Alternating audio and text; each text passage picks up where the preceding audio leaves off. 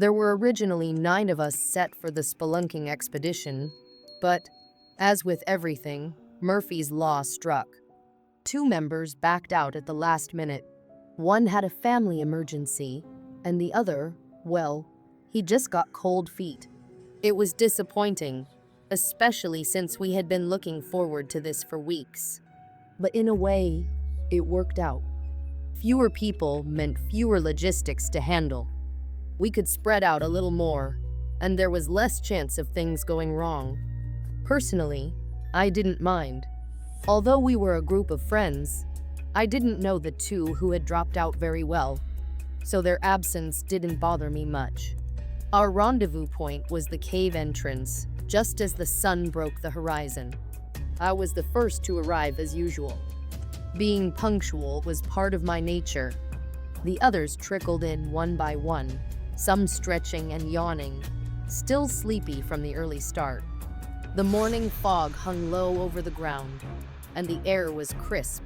It had been a long drive from the city, but the thought of what lay ahead made it all worth it.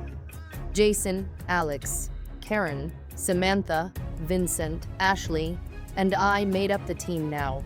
I was the leader, the experienced spelunker, and the one who had organized everything. Alex and I were the most experienced in the group, having been on a few expeditions together. The rest were a mix of novices and casual adventurers, but they were eager. They had all signed up, excited to explore a cave that had recently been discovered and was believed to have never been fully explored. We began unloading the gear, each of us assigned a specific task. As the leader, it was my job to carry the emergency provisions: first aid kits, flare guns, a GPS locator, and a set of walkie-talkies. Some of the others were carrying climbing ropes, harnesses, and lights. As I loaded my gear into my backpack, I double-checked the flare gun. It seemed strange to bring one on a spelunking trip, but I'd rather be over-prepared than sorry. The group was ready. With a nod from me, we started the walk to the cave entrance. The cave itself was nestled in the side of a hill, hidden behind thick trees and bushes. The entrance was narrow but deep, and it looked as if the ground had been torn apart by some long-forgotten force. It was almost as though the earth had swallowed the path whole. The sunlight from the outside world couldn't penetrate very far into the cave, and it didn't take long before the air grew noticeably colder. We reached the cave's opening, and I paused for a moment. A shiver of anticipation ran down my spine. I'd explored many caves before, but there was something about this one that felt different. The others noticed the change in atmosphere too. "Are you sure this is okay?" Ashley, one of the less experienced in the group, asked nervously. "Yeah," I replied, trying to sound reassuring, though my own uncertainty grew. "It's fine, but once we're inside, there's no turning back." He nodded, swallowing hard. It was clear that Ashley was more intimidated than he let on. The others were ready, and with a collective breath, we stepped inside. Immediately, the temperature dropped even more.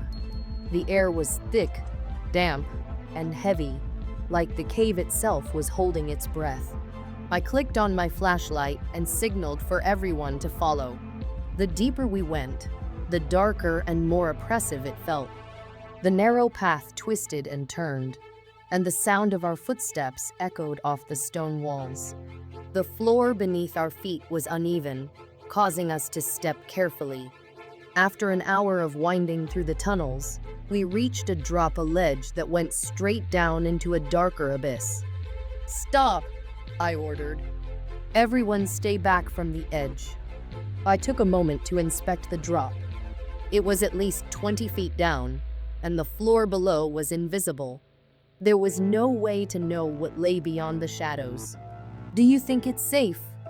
Samantha asked from behind me, her voice faint with anxiety.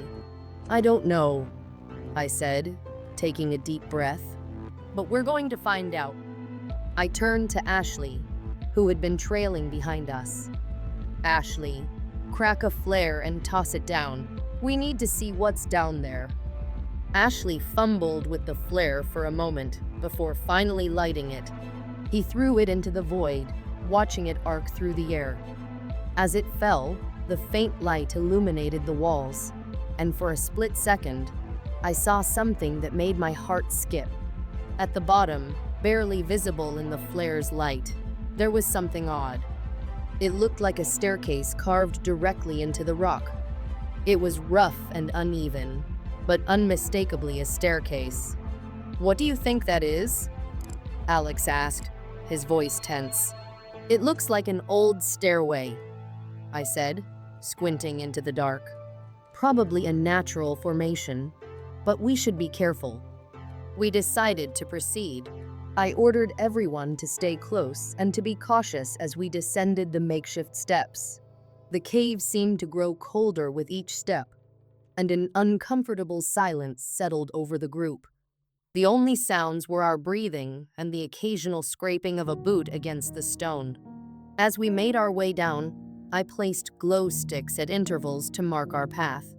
The dim light barely pushed back the darkness that surrounded us. My thoughts kept drifting back to the strange staircase. There was something unsettling about it, something that didn't belong. We reached the bottom of the staircase, and I looked around.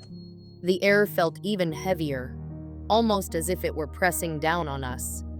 The walls of the cave were smooth in places, rough in others, and there was an eerie silence. I signaled for everyone to stop. Something wasn't right. At that moment, I heard it a loud crack. It echoed through the cave, sharp and sudden, like a whip cracking through the air. I spun around just in time to see Jason lose his footing on one of the uneven steps. He tumbled forward, crashing into me. We both fell, and I barely managed to twist to cushion my fall. Jason hit the ground with a sickening thud, groaning in pain. "Jason!" I shouted, scrambling to get to my feet. The others rushed over, but it was clear that something was seriously wrong. Jason's ankle was twisted at an unnatural angle, and his face was drained of color. He was in shock, barely conscious. "We need to get him out of here," Karen said, her voice shaking. "No," I replied grimly. "We're not turning back. We'll stabilize him and keep going. If we can get him to the next chamber, we can call for help." I quickly assessed his injury. It was bad, but not life-threatening. I took out the first aid kit, applying a makeshift splint to his ankle. But it was clear that Jason wouldn't be walking out of this cave on his own. "Karen, Vincent, take him back up to the entrance," I ordered. "Be careful, and make sure he's comfortable. The rest of us will keep going." Reluctantly, the two of them lifted Jason, one on each side, and began the slow, laborious climb back to the surface. Jason was unconscious now, probably from the pain, and it made everything more real. Something about the place was beginning to feel off. As the trio of them disappeared from sight, I noticed something in the shadows. I thought I saw a figure move, just on the edge of my vision. I shook it off. We had to keep moving. But then I heard something. A whisper. Not a word, but a sound like breathing, just behind me. I spun around, my flashlight shaking in my hand. There was nothing there. The cave was empty, but it felt like we weren't alone. "Ashley," I said, my voice low. "Stay close." We continued forward, but I could feel the hairs on the back of my neck standing up. The cave felt alive, almost as if it was watching us. That's when I saw it. A figure in the distance, barely visible in the dim light of the flares. I called out, but there was no answer. The figure moved closer, its form shifting with each step. The closer it got, the less human it looked. The darkness swallowed it whole before I could see it clearly. But I knew we weren't alone anymore. The Jackal's domain, Expanded version. I was a born skeptic, and proud of it. There was always an explanation, a logical answer. We just had to find it. But this cave, and everything within it, was challenging that belief. I stood at the entrance with Alex and Samantha, gazing into the dark abyss that yawned before us, stretching deeper than the eye could follow. The light from our flares barely held back the oppressive darkness. It was as if the cave itself had a presence, an ancient weight that pressed down on us. Ashley, always the adventurous one, had gone ahead. He was reckless, sure, but he didn't deserve what was coming. We had to find him. We should split up, Samantha suggested, her voice barely audible over the sound of our flares crackling. No, I said, my voice firm. We are not splitting up. No one goes off alone, not in here. My heart pounded with the realization that something was wrong, something far worse than we had anticipated. We had heard the stories before, but I never really believed in them. The rumors about this cave, the carvings, the strange occurrences. But as I stood there, with the dark void stretching endlessly before us, I wasn't so sure anymore. I glanced at Alex and Samantha, both of whom seemed to share my unease. We had no choice but to press on. If Ashley went back, he would eventually get out of the cave on his own, I said flatly. But we have to go forward and pray that he hasn't done anything reckless. They shared a brief look, a wordless exchange that I couldn't decipher, but they followed me anyway. We moved deeper into the cave, the path gradually sloping downwards. The descent was subtle, barely noticeable at first, but I could feel the pressure building as if gravity itself was increasing with each step. I didn't let it concern me. Natural formations, common in caves, but still, there was something about this place. As we continued, the silence was broken only by the echoes of our footsteps and the occasional call of our voices. Ashley, we shouted, the sound dissipating into the vastness of the cave, swallowed by the darkness. Then I saw it. Off to the right, a carving on the wall. I froze, a cold chill creeping up my spine as I approached it. The titular jackal had grown larger, more menacing. The grotesque creature, with its hybrid tentacle appendages, looked like something out of a nightmare.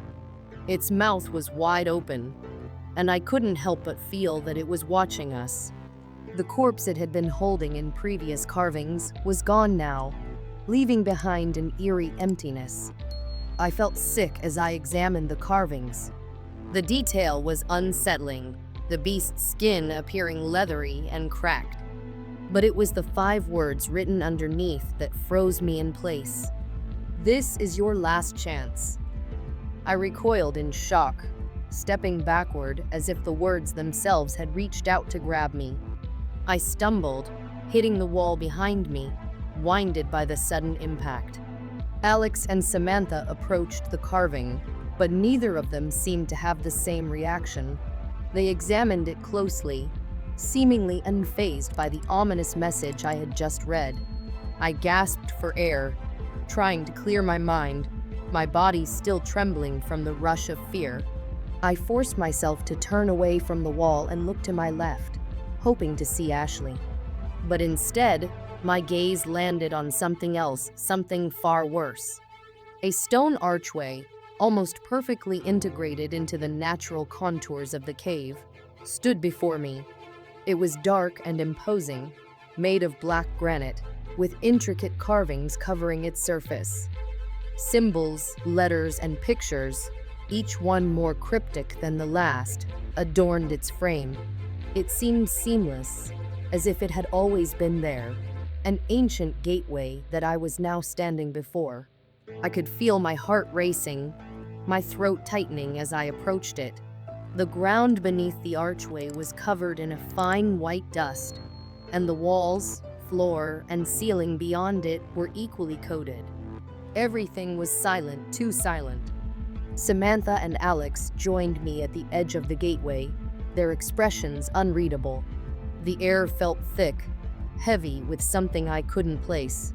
I glanced upward at the arch's top and froze. Carved into the granite were 5 more words. The gateway to the jackal. I felt a chill run down my spine. The air around me seemed to thicken, pressing against me like a physical weight. There was no turning back. Not now. Suddenly, I heard the scream. It was Ashley. "Get to him!" Alex shouted, his voice laced with fear. But I hesitated. Something told me that crossing through that gateway would only lead to more suffering. I felt an overwhelming sense of dread settle over me. I knew that once we stepped through, there would be no going back. The jackal would claim us. But Ashley, I had to know what had happened to him. I took a deep breath, trying to calm my racing heart. With a glance at Alex and Samantha, I nodded, making my choice. We stepped through the gateway, and everything changed. The moment we passed through, the ground beneath us felt different. The white dust continued, but now it was all around us, thick and oppressive. It felt wrong, foreign. The darkness deepened, growing heavier with every step we took. I glanced at the remaining flares. We had about 20 each left, not nearly enough for what lay ahead. Ashley's scream echoed through the cavern, but it was distant, muffled, almost as if it were coming from far beyond where we were. I tried to rationalize it. Maybe he had run deeper into the cave.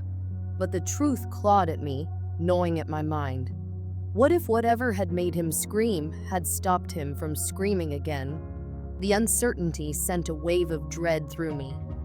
Ahead of us, I noticed something: a crossroads. The path we had been following split in two.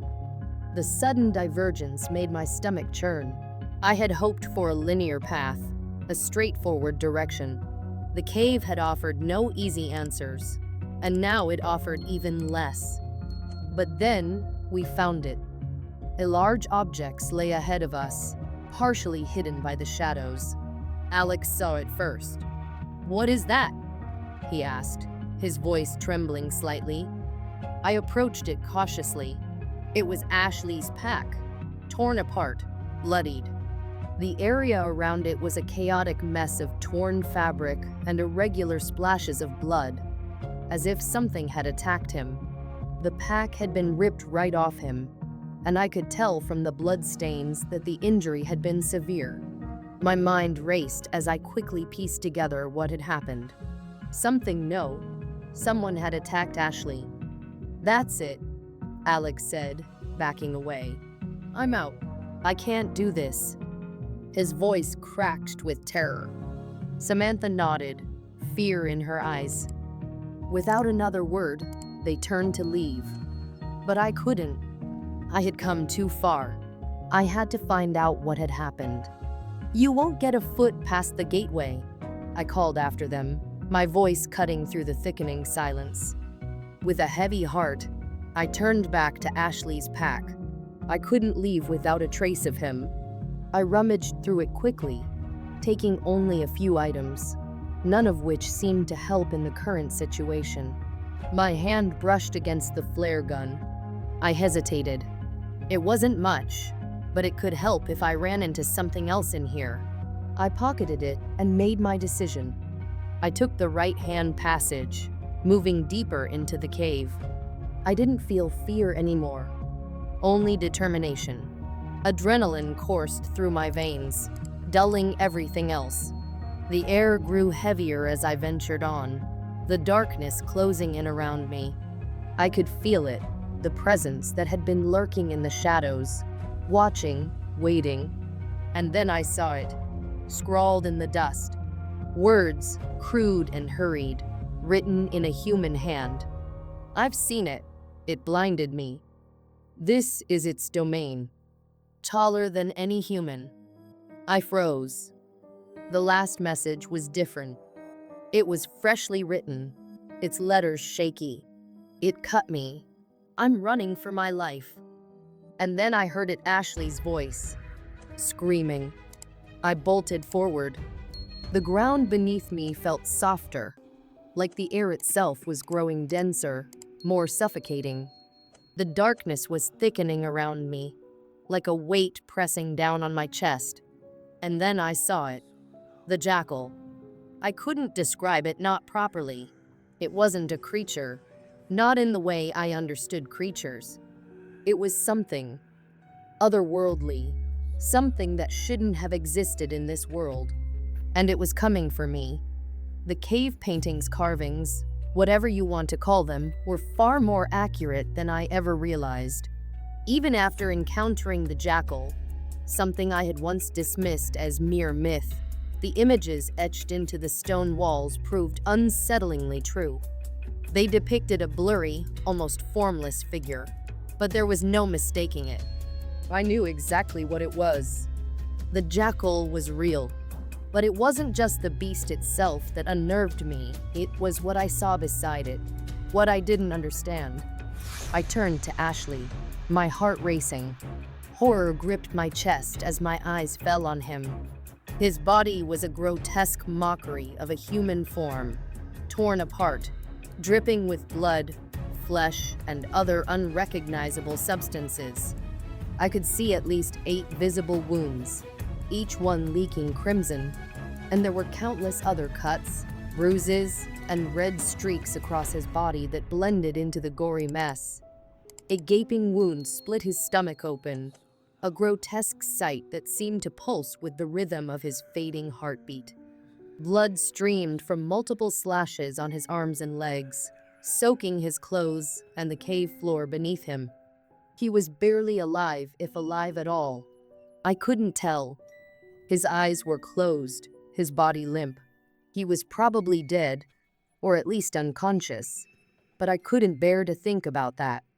But the worst part wasn't his wounds. No, it was his right ear torn clean off. There was nothing but a ragged hole where it should have been. I swallowed hard, a bile rising in my throat as I stared at him, helpless. The jackal had done this to him, I was certain. My mind raced as the sickening truth washed over me. The silence in the cavern was thick, suffocating. The jackal's screech, once loud and unrelenting, had abruptly stopped. The air, which had been filled with that terrifying noise moments ago, was now eerily still. I realized the sound had been cut off instantly. Unlike a human scream, which fades gradually, the jackal's scream had been silenced. But why? I didn't know. My mind couldn't focus. The terror that had overwhelmed me earlier began to recede, only to be replaced by a chilling realization. The jackal, this thing, wasn't human. It was never human. And the longer I stared at it, the more I could feel my sanity unraveling. It got worse.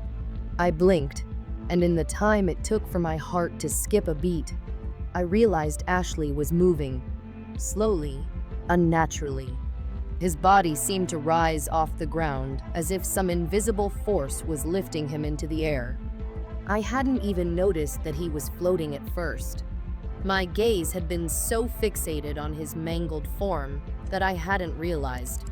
Ashley's body jerked as if it was being controlled by something outside himself. His limbs twitched erratically, and though it was clearly his body, it no longer felt like him. He moved, not on his own will, but as a puppet to the will of something else. As if he were being drawn toward something, toward the blurry shape that loomed ahead, the shape I could now clearly recognize. The jackal. I remembered the carvings again, the ones that had seemed so abstract. With every sacrifice, the jackal gains more form, more power, and a greater hold in this dimension. It wasn't just the jackal's power that grew, it was the creature itself, becoming more real with each soul it claimed. And Ashley was going to be another offering. I wanted to scream, to rush forward and tear him away from the monster, but I knew I couldn't. Getting too close would mean my own death. it would be the end. And even if I tried, I couldn't fight something like this. No one could. Suddenly, the realization hit me like a physical blow. The jackal wasn't just here, in the flesh. It had spoken through Ashley before, hadn't it? Now, I understood why the voice had sounded so familiar. It had been distorted, twisted, but it had been Ashley's voice all along. Ashley's mouth opened, blood oozing from the corners as he spoke. And then, with a horrible, guttural roar, the jackal's voice thundered through him. "You will suffer for using the glow against me." Suffer as he did. It was as if the creature was enraged beyond comprehension. The grotesque hybrid of Ashley and the jackal let out another roar, shaking the cavern walls. The thing knew nothing but the glow, the light that had wounded it. It didn't understand it, but it knew the pain it had caused. That was enough to fuel its fury. I searched my mind, my psychic energy, probing for any trace of the jackal's presence. But there was nothing. No trace remained. The darkness had lifted. The terror that had haunted me, that had paralyzed me, was gone. For the first time since entering this hellish place, I felt like I could breathe again. I could see. The jackal was no longer some monstrous, incomprehensible shape. It had form now. Its power was less terrifying now that it had a source, a real, definable presence. I straightened, my voice steady despite the fear that still gripped me. "Even if I meet my death here, beast, I will make sure you go with me." The jackal's voice roared again, but it was weaker now, its fury tinged with desperation. "I have consumed many. This one is the last. I will be free from my prison." The words made my stomach turn, my fear rising once more. The creature was trying to break free of its prison, free to unleash chaos. Ashley was almost upon it. I couldn't let this happen. "No," I whispered, more to myself than anything else. I sprinted forward without thinking, ignoring every rational thought in my mind. I would stop it, no matter the cost. Even if it cost me my life, I couldn't let the jackal escape. I grabbed the last thing I had left from Ashley's pack, a flare gun. I drew it, my hands shaking as I aimed at the creature. As Ashley was pulled closer to the jackal, I fired. The world exploded around me. As the flare pierced the darkness, the world exploded in blinding light. But even as the smoke cleared, I knew that what I had faced was just the beginning. If you've made it this far, then you've witnessed something no one should ever experience an encounter with the impossible. But remember, darkness is never far away, and the jackal still waits. If you enjoyed this terrifying journey, make sure to like, share, and subscribe. You don't want to miss what comes next. Leave a comment below and tell me what you think. What would you have done in my place? Until next time, stay safe. And remember, there are things out there that should never be disturbed. Good night, and keep the light close.